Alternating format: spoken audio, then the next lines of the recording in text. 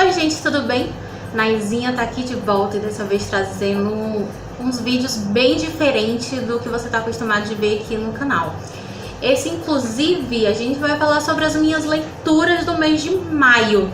A gente vai fazer um vídeo comentado e se você quiser ver as resenhas sobre esses livros, você vai encontrar lá no www.sitedanai.com.br. E aí, andaram lendo muito esse mês? O mês foi corrido e eu confesso que um desses livros que eu tô trazendo pra vocês, ele ainda tá em andamento. Vamos lá comentar sobre os livros que eu li esse mês?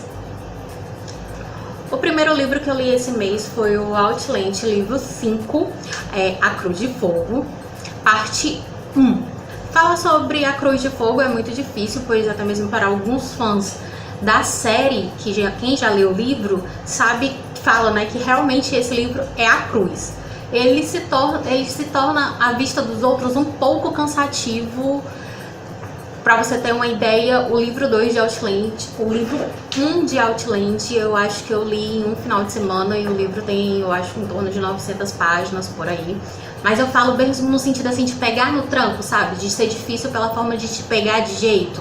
O livro se inicia contando os acontecimentos de 1771, lá na Carolina do Norte, para ser mais preciso, na Cordilheira dos Frazers, onde eles estão à beira de mais um conflito histórico.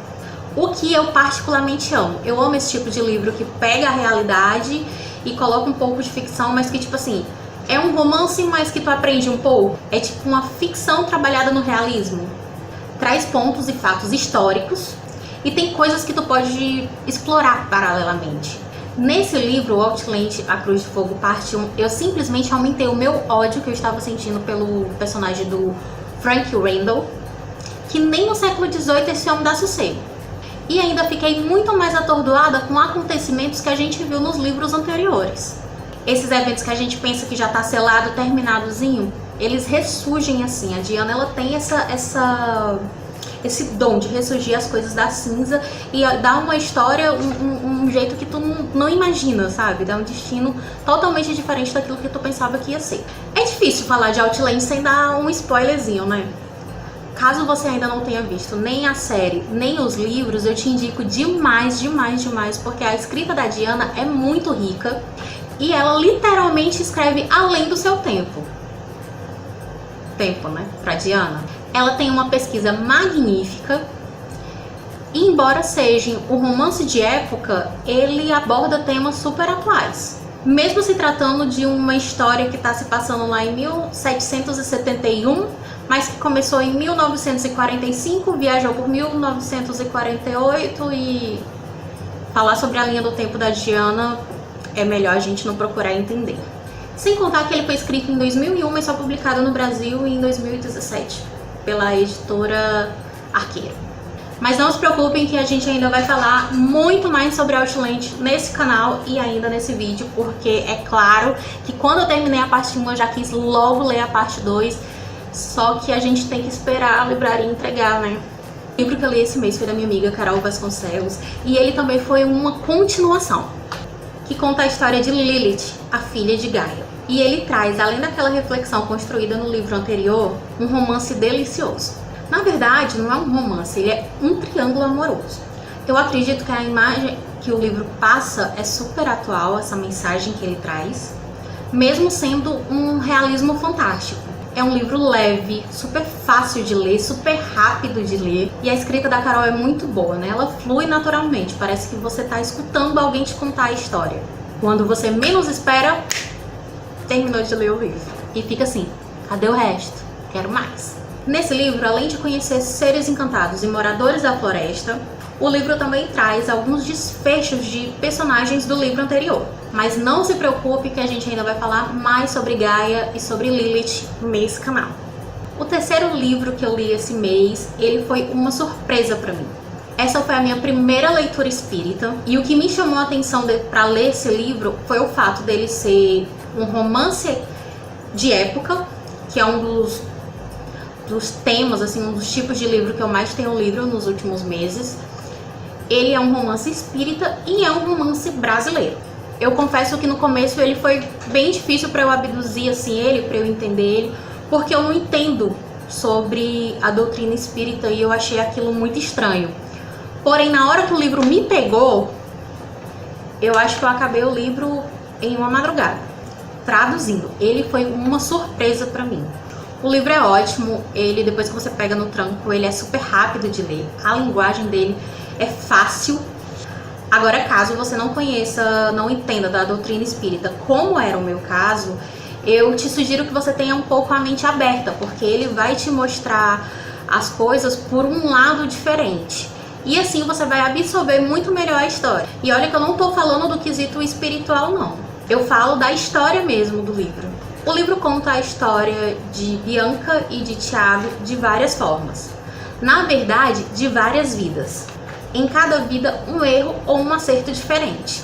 E vai mostrando tudo aquilo que precisa ser moldado, ser corrigido, até que eles se completem de novo. Nessas vidas, várias coisas acontecem. E em paralelo a esses acontecimentos, o livro vai mostrando o diálogo de seus mentores, que de fato te trazem uma reflexão pro teu dia a dia. Entender como certas coisas acontecem, ou ver pelo menos certos fatos de uma forma mais compreensível. Já para falar sobre o espiritismo, eu não sou a pessoa mais indicada, pois como eu já disse, eu não entendo e eu não conheço a doutrina, mas eu confesso que depois de ler esse livro, eu fiquei bem curiosa. O livro que eu li esse mês foi uma surpresa maravilhosa. Eu sou apaixonada pelo James Doohan, o ator que faz o Christian Grey em 50 Tons de Cinza. Obrigada, Bianca. E olha que eu não tô falando do quesito assim, tipo, oh, ele é um ator. Não. Eu falo no quesito assim, da pessoa mesmo. Eu acho ele fantástico. E eu gosto dele, pronto. Aliás, você não precisa de um motivo pra gostar de alguém, né? Se você tiver um motivo, ótimo. Se não tiver, tipo, tem aquelas pessoas que tu bate o olho e é ele. Mas voltando aqui para o assunto dos Drex. Um dia eu buscando no Netflix sobre os filmes que o James tinha feito, que eu queria ver mais sobre o trabalho dele, e eu achei esse filme, A Nona Vida de Louis Drex. No começo eu achei meio que um filme sem pé, sem cabeça, mas eu não gosto de começar e não terminar. Que nem livro. Todo livro que eu começo, mesmo que eu não gosto, eu concluo. Eu não gosto de abandonar livro, e assim também é com filme ou com série. Fui lá, insistia e vi o filme até o final. E é aquele filme que tu termina assim, ó. Tipo, tu fica de cara. Tipo, o que acontece? Eu vendo a capa do livro, eu não associei o livro a nada. Tipo, a filme, a nada. Quando eu comecei a ler, eu... Pera ainda, eu já conheço essa história. Dentro do meu limite de tempo, o livro foi simplesmente devorado. O final é surpreendente e sim, é diferente do filme. Mas enfim, isso não tira o mérito em nada da produção cinematográfica. O filme é muito bom.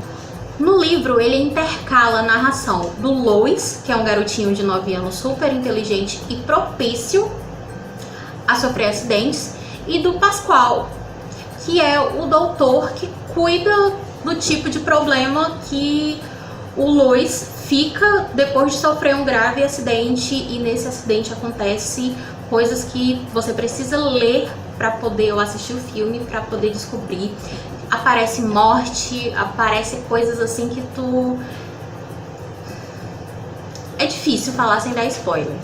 Muitos desses acidentes que acontecem com o Louis aparentemente não tem a menor explicação. O livro é um misto de fantasia infantil com um suspense adulto. E de repente a história te surpreende e se desenvolve solucionando de uma forma que tu jamais imagina. Quinto e último livro desse mês, que eu ainda não concluí, porém eu já tô assim, ó, arrancando os cabelos com ele, é o Outland, A Cruz de Fogo, parte 2. Para poder falar sobre Outland, A Cruz de Fogo, parte 2, eu primeiro preciso dizer que aquela dificuldade que eu tive para concluir o parte 1, ela só foi no começo. Eu acho que no começo ele dá uns 20 capítulos no mesmo evento. Quando ele vai ficando do meio pro final, o livro fica assim, ó, maravilhoso, muito bom. É o tipo de livro que se tu parar pra respirar, tu perde o babado. De uma forma geral, nesse quinto livro, o romance da Claire e do Jamie ainda é um ponto forte, porém agora os personagens estão mais maduros. O que pra você que lê os livros anteriores pode ficar um pouco monótono, já que você se acostumou com aquele romance selvagem das Highlands. No livro 5 também a gente vê se desenvolver a história de amor do Roger e da Brianna. Preciso fazer uma observação muito importante. Lembrem de nunca mais reclamar que a Claire é uma boca de confusão.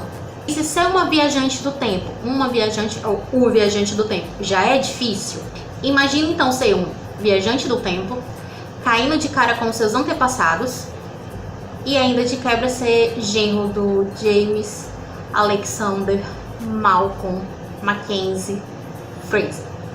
Eu nem preciso dizer que eu tô com muita pena real do Roger Mackenzie nesse 5º livro e que estou super ansiosa para ver a 4ª temporada, que já está agendada para começar em novembro, e a 5ª temporada e a 6ª temporada que já foram confirmadas. Lembrando que Outland no Brasil é transmitida pela Fox Premium.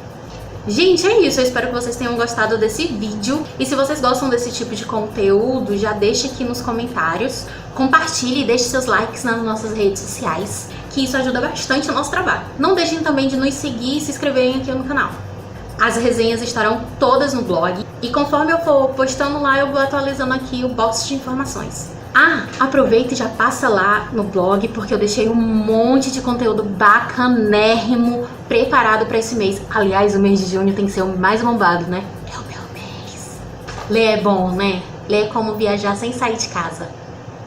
Boas leituras e até o próximo vídeo.